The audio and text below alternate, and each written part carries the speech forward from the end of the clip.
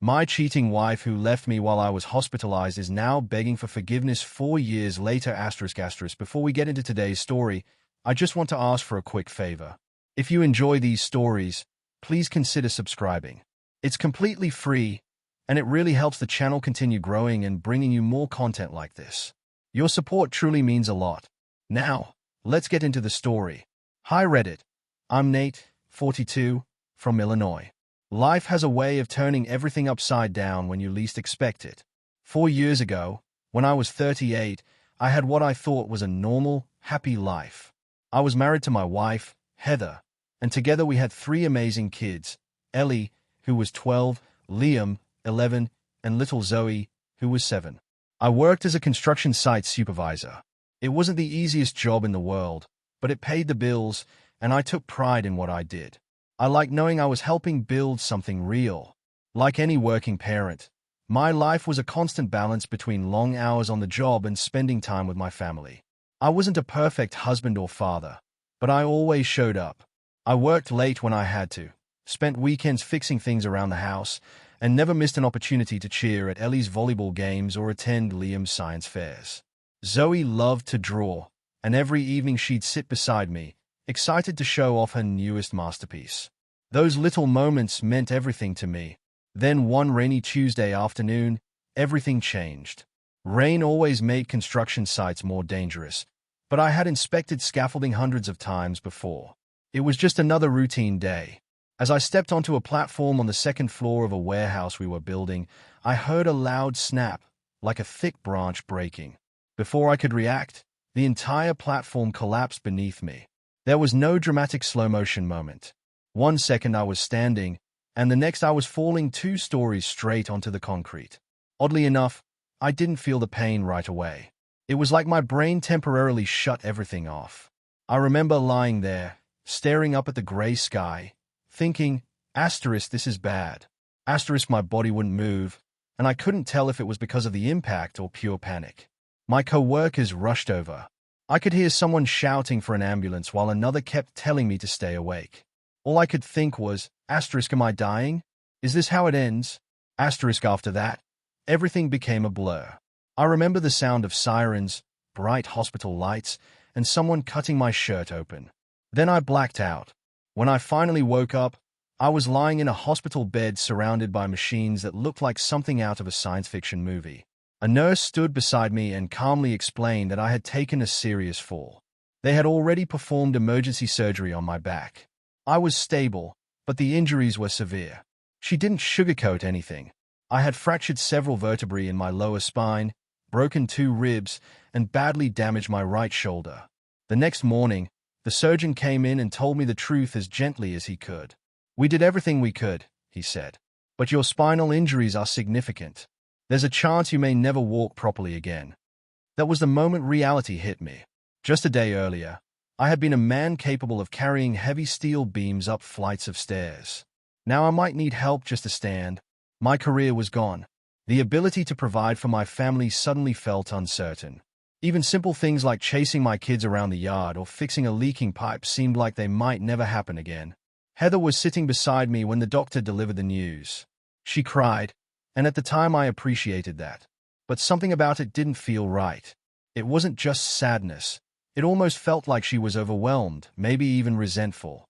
I also noticed she kept checking her phone and texting someone while the doctor was talking. It struck me as strange, but I convinced myself she was just stressed. The first few days in the hospital were miserable. The pain never really stopped, even with medication, and I was too weak to do much of anything. Heather visited, but not nearly as often as I expected. She told me the kids were too scared to see me in my condition. I understood, but it still broke my heart. More than anything, I just wanted to see my children. My mom came by whenever she could, and my brother Mike visited whenever work allowed. But the hardest part wasn't the surgeries or the pain. It was the uncertainty. Every day I asked the doctors the same question. Will I ever walk again? And every single time, they gave me the same uncertain answer. Send the next part, and I'll continue rewriting it in the exact same style. The doctors always gave me the same answer. We'll have to see how your recovery goes. Every time I heard those words, I felt a little more hopeless. By my second week in the hospital, I had started physical therapy, and it was brutal. Even sitting upright in bed felt like running a marathon. My therapist kept encouraging me to trust the process, but all I could think was, what if this is as good as it ever gets? About 3 weeks after the accident, my kids finally came to visit. I had been looking forward to seeing them more than anything, but the visit was heartbreaking. Ellie gave me a hug, but it felt like she didn't know how to act around me. Liam barely looked up, keeping his eyes fixed on the floor. Zoe wouldn't even let go of Heather's hand. "I'll get better," I told them with a smile. "It's just going to take time." I wasn't even sure I believed those words myself. Ellie nodded, trying to be brave, but I could see the fear in her eyes. They didn't stay very long. Heather said seeing me like that was too much for them, and I didn't argue. What could I say? I already felt like a shadow of the father I used to be. Looking back, that's where it all began. One rainy afternoon, one broken scaffold, one fall that turned my entire life upside down. At the time, I thought surviving the accident would be the hardest part. I had no idea the real nightmare was only beginning. Rehab wasn't easy. It was painful, exhausting, and frustrating. But surprisingly, it wasn't the hardest part of my recovery. The hardest part was watching my wife slowly disappear while I was trapped in that hospital bed. If the fall had broken my body, what Heather did next completely shattered my heart. At first, she tried to act like everything was normal. She'd stop by every couple of days, bring me a few things from home, and sit awkwardly beside my bed. But something felt different. She spent most of her visits staring at her phone, and it always seemed like she'd rather be anywhere else. After I was transferred to a rehabilitation facility, things got even worse. Her visits became less and less frequent. First, she came every other day, then twice a week. Eventually, I was lucky if she showed up on Sundays. The only thing I kept asking for was to see my kids. They were the one thing keeping me going, the only reason I hadn't completely given up. But every time I asked, Heather had another excuse. Ellie's got volleyball practice. Liam has a math test tomorrow. Zoe's still too scared to see you like this. Every excuse hurt. I knew I didn't look like myself anymore. I was pale, weak, and stuck in a wheelchair. But I was still their father. I missed them every single day, and it felt like Heather had become the gatekeeper, deciding how much of a dad I was allowed to be. As the weeks passed, I noticed she wasn't just visiting less, she had emotionally checked out. Sometimes she'd stay for barely 10 minutes before saying she had errands to run. One day, she spent most of her visit laughing at memes on Instagram while I struggled through exercises just trying to move my legs again. Finally, I couldn't stay quiet anymore. "Heather," I said, "I need you right now. I can't get through this alone." She let out a long sigh, as if I'd asked something unreasonable. "Nate, I'm doing my best. This is a lot. I'm juggling everything, and it's exhausting." I didn't argue. She wasn't wrong. Our situation was difficult. But I was the one lying in a hospital bed, wondering if I'd ever walk again. The way she said it made me feel like my accident was just another burden she'd been forced to carry. Then came the day that changed everything. Heather walked into my room looking different than she had in weeks. She had a fresh haircut, was wearing a nice dress, and had her makeup done. For a second, I actually thought she was trying to lift my spirits. I couldn't have been more wrong. She sat down across from me, reached into her bag, and placed a stack of papers on the table. "I've been thinking," she said quietly. "I don't think I can do this anymore." I stared at her, completely confused. "Do what?" She looked me straight in the eye. "Us." Then she slid the papers toward me. They were divorce papers. "Send the next part, and I'll continue rewriting it in the same natural, emotional style while keeping all the important details." "I can't do this anymore, Nate." Heather shook her head as if she were the one who had fallen 2 stories onto concrete.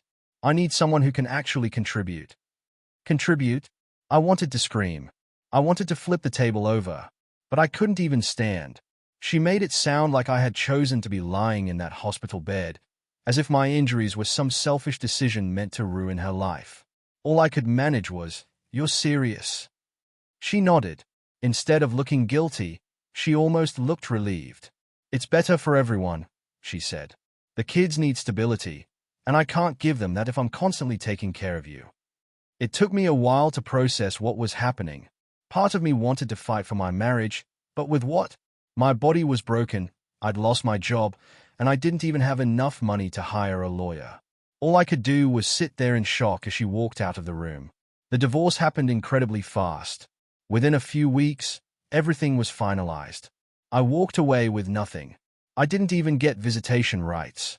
Heather argued that moving the kids between two homes wouldn't be good for them. It was complete nonsense, but I didn't have the money or strength to challenge her in court. Then I found out she was already seeing someone else. His name was Chase. Of course it was. He was a 28-year-old personal trainer who looked like he spent more time admiring himself in the mirror than reading a book. From what I heard, he was trying to rebuild his own life after his previous girlfriend left him for a yoga instructor. Apparently, starting over with an older woman sounded like a good idea to him, and Heather, 37 years old and fresh off abandoning her injured husband, fit the role perfectly. When my brother Mike heard about it, he couldn't help laughing. So she left you for a guy whose entire personality is protein shakes and arm day. Yep, I replied. Apparently that's what makes her feel secure. But Chase wasn't what hurt the most. The real pain came when Heather packed up the kids and moved out of state with him. She didn't even give me a proper chance to say goodbye. One day they were still part of my everyday life. The next day, they were gone. The kids had been the one thing keeping me going, and now Heather had completely cut that connection. I missed Ellie's 13th birthday. I missed Liam's first soccer game as team captain. I missed Zoe's school art show. They were growing up without me, and I couldn't do anything about it. Meanwhile, Heather and Chase acted like they were living the perfect life. A mutual friend sent me a screenshot from Heather's Facebook. She and Chase were smiling in front of a fancy mountain cabin, posting hashtags about *new beginnings* like nothing had ever happened. I wanted to throw my phone across the room. By then, it wasn't even about Heather anymore. It was about my children. I kept wondering what Chase was like around them. Did he actually care? Did he try to be a father figure? Deep down, I had a feeling he was more interested in being the fun, cool guy than being someone they could truly depend on. Watching my family disappear was devastating. But knowing my kids might grow up believing I simply didn't care about them. That was the hardest part of all. With nowhere else to go, I moved in with my older brother, Mike. Mike isn't the emotional type. In fact, he's probably allergic to serious conversations. But when it really matters, he's always there. He works as an electrician and lives in a small house that permanently smells like burnt coffee and old wood. When I rolled in with a duffel bag full of clothes and a completely shattered spirit, he looked at me and said, "The couch is yours. Just don't stink the place up." That was Mike's version of compassion. The first week was miserable. I spent most of my days sitting in front of the television, mindlessly watching daytime court shows and infomercials for miracle cleaning products. It was a non-stop parade of pointless nonsense, and honestly, it matched exactly how I felt inside. I was drowning in self-pity. Mike wasn't about to let that continue. One night he looked at me and said, "You've had a week to feel sorry for yourself." Mike looked at me one night and said, "You've had a week to feel sorry for yourself. Now get your ass up and figure something out." It wasn't exactly an inspiring speech, but it was exactly what I needed to hear. The first thing I did was hire a lawyer and go after the construction company. My accident wasn't some unavoidable tragedy. It happened because of negligence. One of the workers had already reported that the scaffolding was unsafe, but management ignored the warning because they didn't want to slow the project down.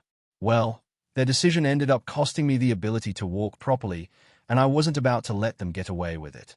My lawyer, Rick, was an old-school guy with a terrible comb-over and an endless collection of ugly ties, but he knew exactly what he was doing. "We've got a strong case," he told me. "But they are going to fight this.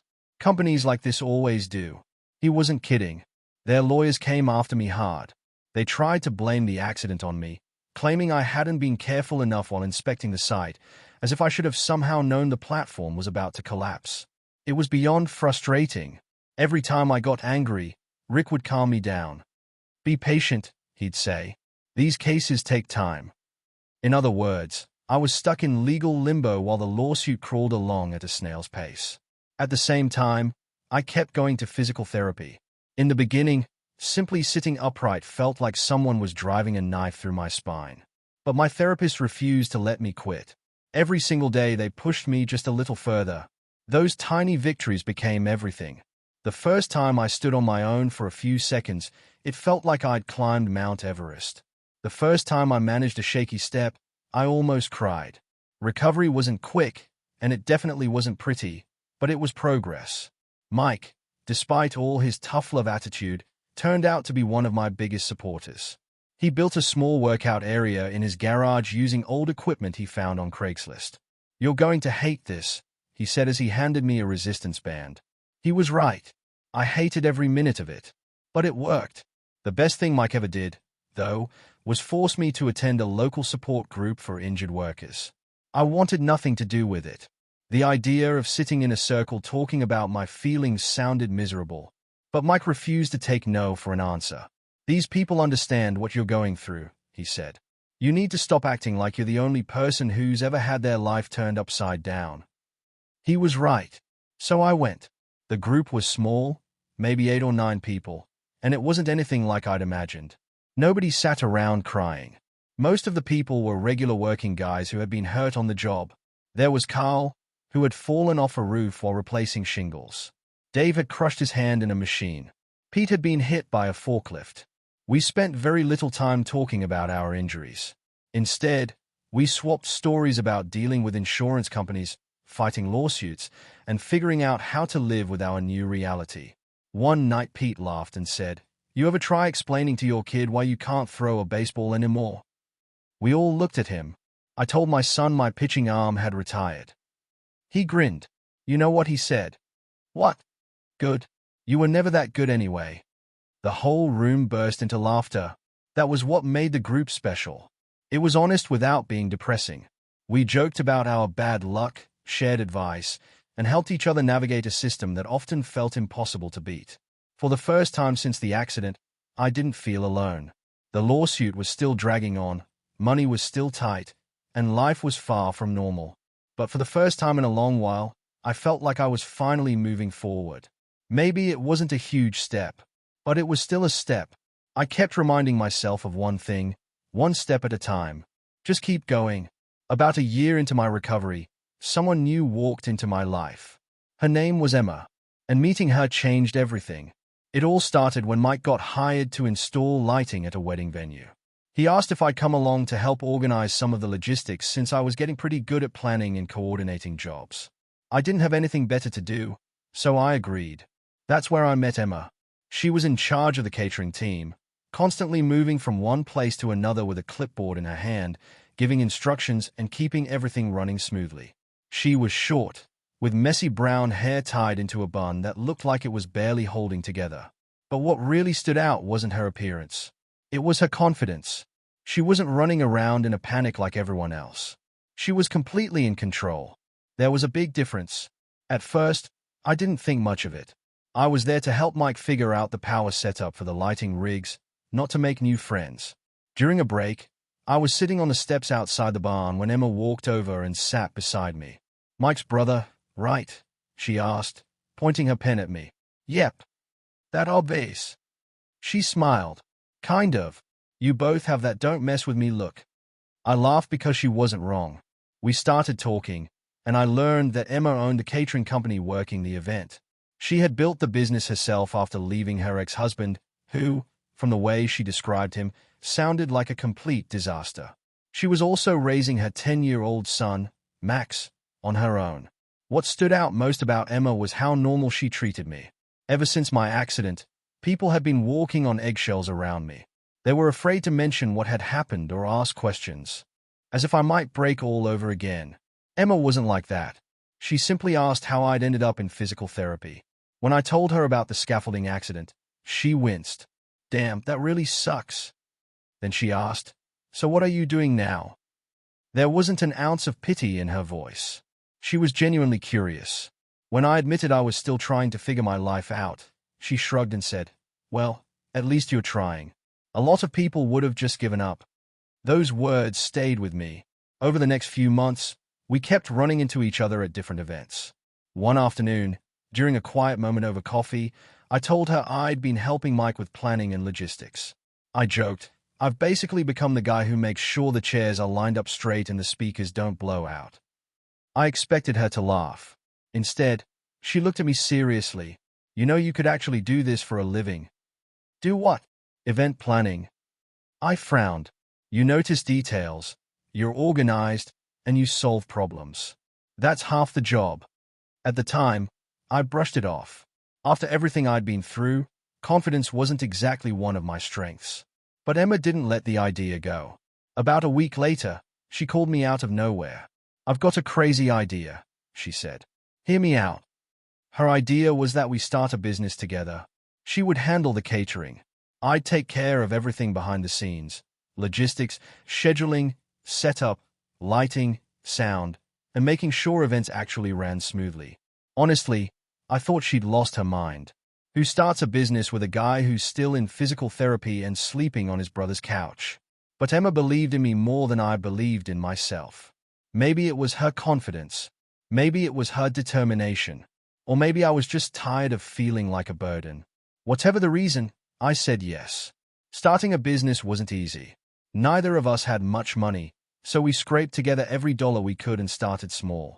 We took whatever jobs we could get, mostly weddings, local fundraisers, and community events. I borrowed Mike's truck whenever we needed to haul equipment, and Emma called in every favor she could think of just to book another event. It was exhausting, but slowly, it started working. Max was around a lot too. He was one of the funniest kids I'd ever met and somehow seemed more mature than a lot of adults. One day Emma and I were arguing over where to place a group of tables. Max looked at us, rolled his eyes, and said, "You guys seriously need to relax. It's a wedding, not world peace." I couldn't help laughing. He was absolutely right. By the end of our first year, business finally started picking up. We landed a few bigger events, and things were beginning to feel stable. After one successful event, Emma looked at me and smiled.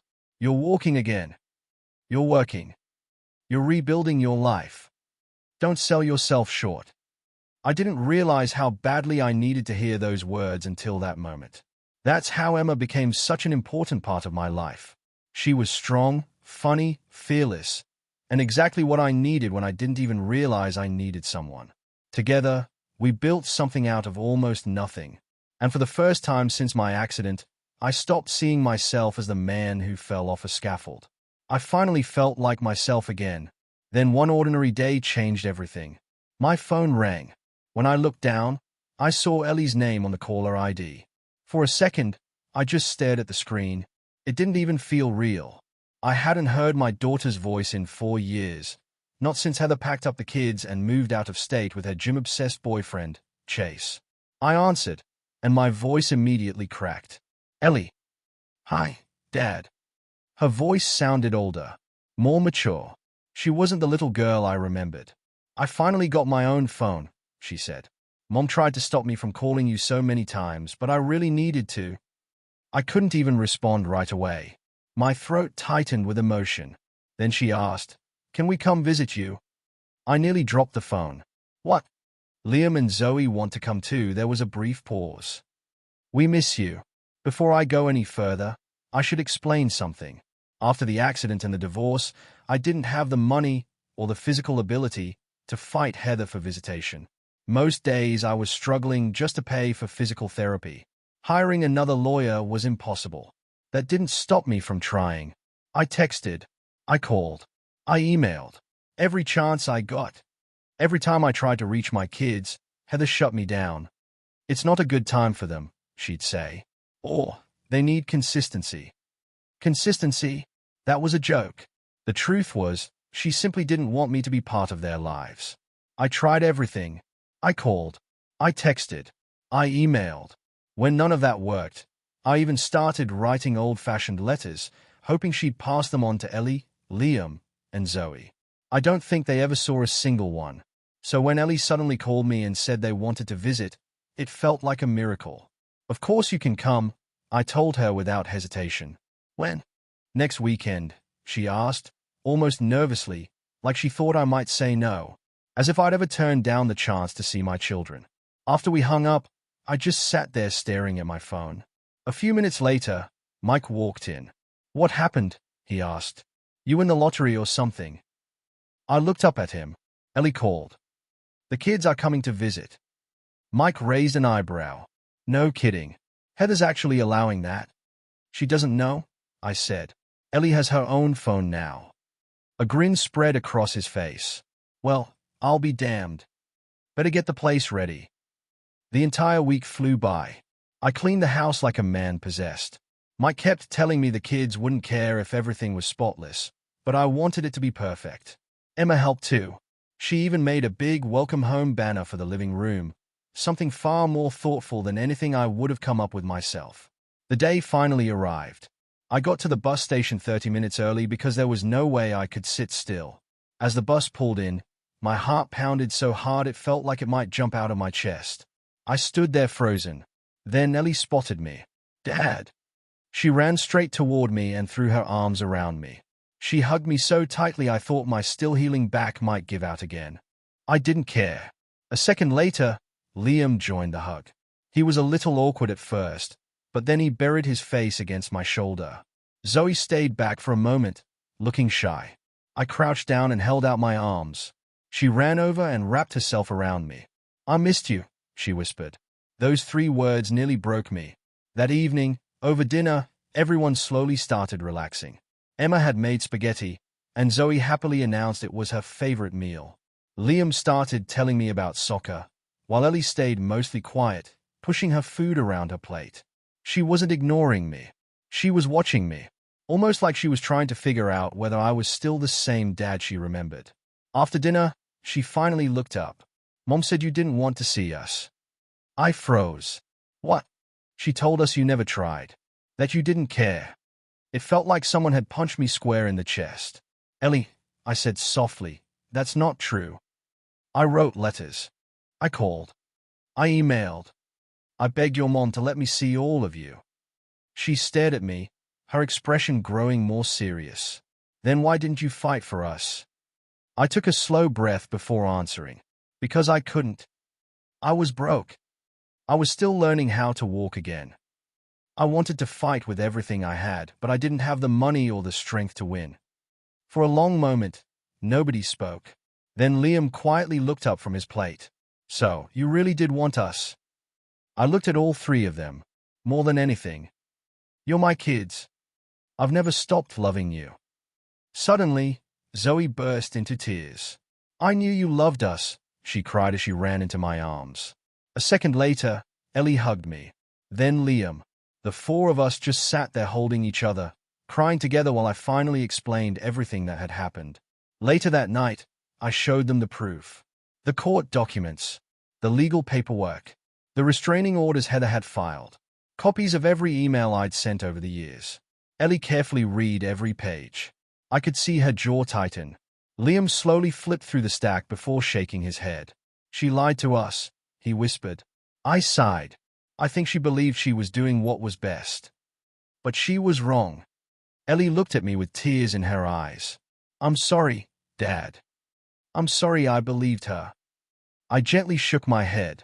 You don't have anything to apologize for. You were children. You trusted your mom because she was your mom. Something seemed to lift off her shoulders after hearing that. She hugged me again. We're here now, she said. And she was right. The rest of the weekend was everything I'd dreamed about for 4 long years. We went to the park. We played board games. We stayed up late talking about everything we'd missed. Ellie opened up about school and her friends. Liam proudly showed me some ridiculous soccer trick shots he'd been practicing. Zoe stayed glued to my side. Zoe stayed glued to my side the entire weekend, asking me a million questions about my life and laughing at every terrible joke I made. For the first time in years, I truly felt like a dad again. My kids were back in my life, and no one could take that away from me. After that weekend, things were going really well. We talked almost every day, and before long, the kids started asking if they could move in with me. That's when Heather decided to create more drama. Looking back, I probably should have expected it. She'd never been the type to let other people be happy unless everything revolved around her. It all started about a week after the kids posted a photo of all of us on social media.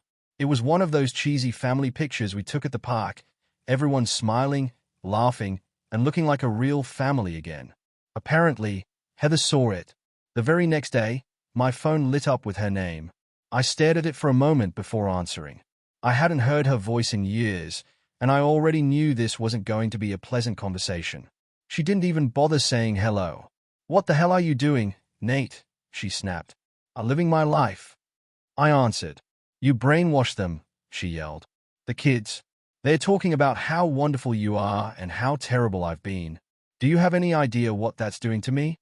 I almost laughed. "Heather, I didn't have to brainwash anyone. They figured things out for themselves.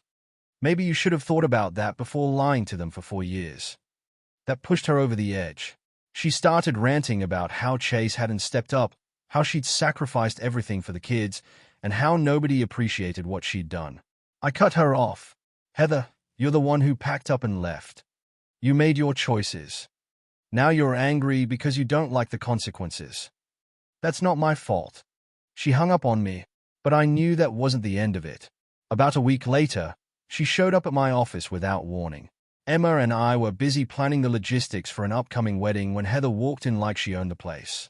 For a second, I barely recognized her. She looked exhausted, like life had finally caught up with her. "Nate," she said quietly, "we need to talk." I sighed and looked at Emma.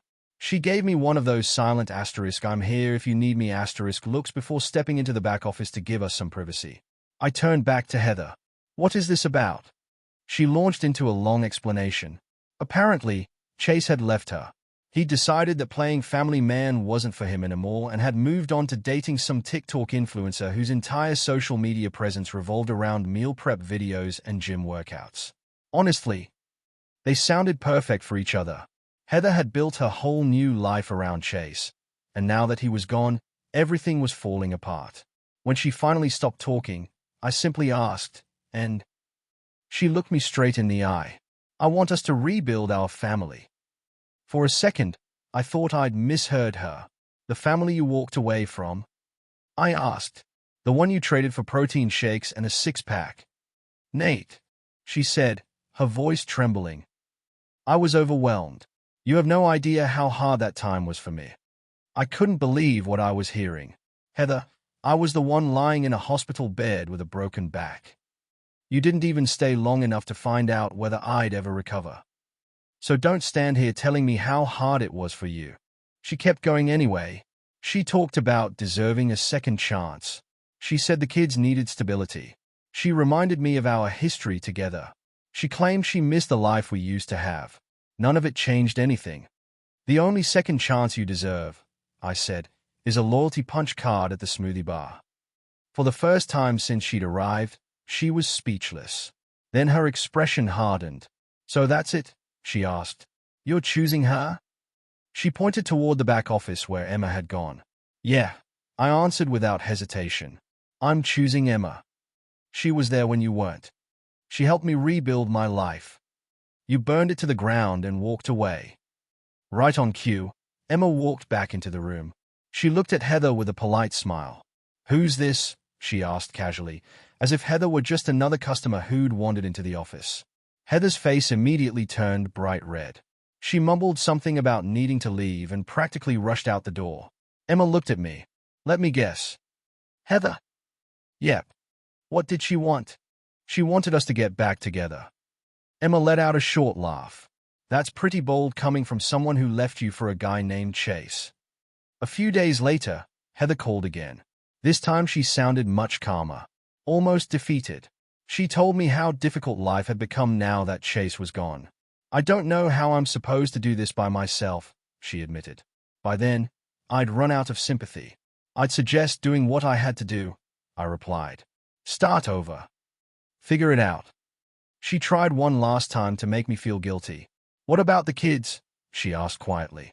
"Don't they deserve a complete family?" "They'll have a complete family soon," I replied calmly.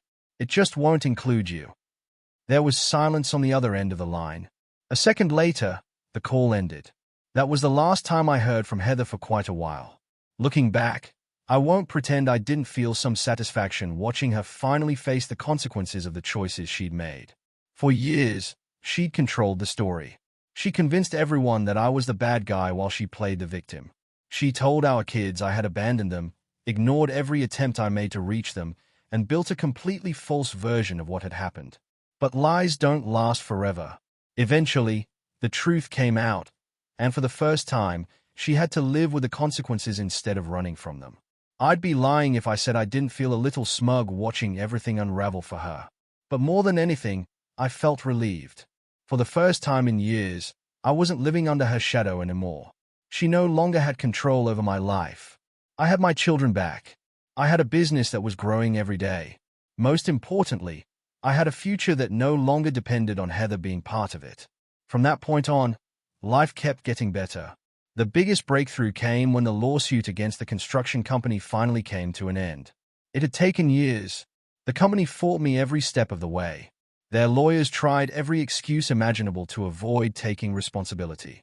One day they blamed me, claiming I hadn't followed proper safety procedures. The next day they blamed the weather. At one point, they even tried blaming the crew that assembled the scaffolding. Anything except admitting the truth. But Rick wasn't about to let them get away with it.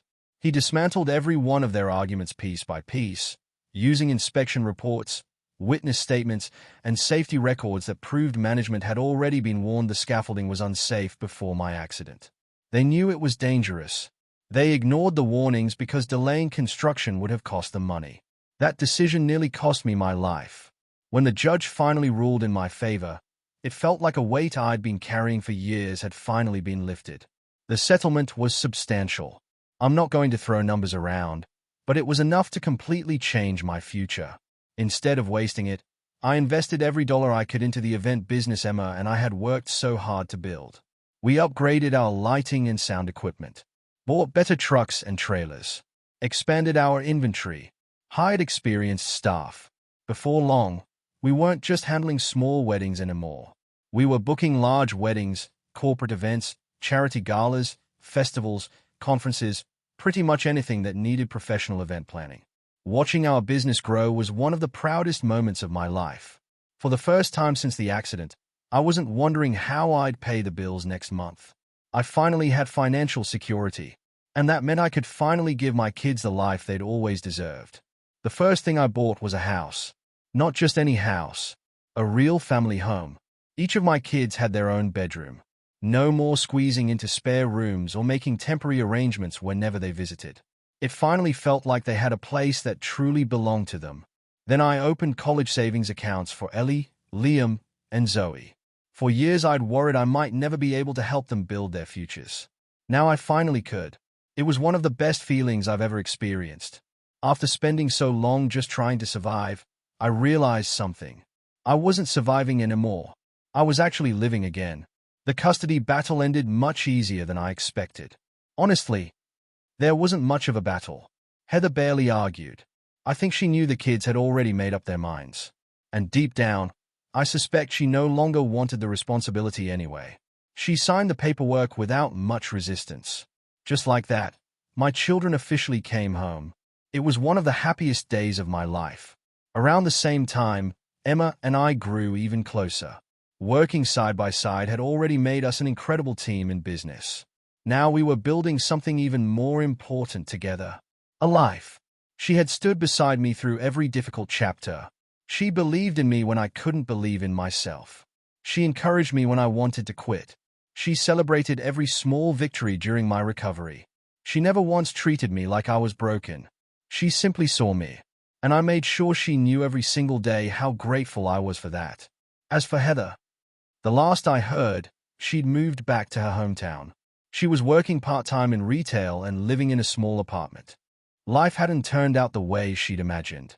The kids still visit her occasionally.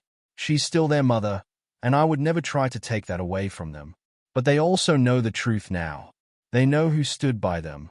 They know who fought to be part of their lives. And they know exactly where home is. If you've made it this far, thank you for reading my story. Honestly, writing all of this wasn't easy. It forced me to revisit memories I'd buried beneath years of bad dad jokes, late-night pizza runs, and trying to move forward. But maybe that's not such a bad thing. I'm definitely not the same man I was before that accident.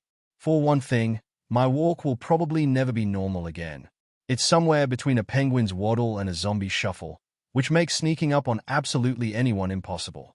I've learned to laugh about it. After everything that's happened, you either find humor where you can or you let the pain consume you. Besides, it gives me a pretty good excuse whenever someone suggests leg day. Life still isn't perfect. I still have aches. Some mornings my back reminds me exactly what happened 4 years ago. But despite all of that, life is good. Really good. I have my kids back. I wake up every morning excited to go to a business I genuinely love. And I get to share my life with Emma, a woman who somehow puts up with my awkward walk, my terrible jokes, and all the baggage I carried into her life. For that, I'll always consider myself incredibly lucky. If you're reading this while going through one of the hardest seasons of your own life, here's the one thing I hope you remember. It's okay to fall apart.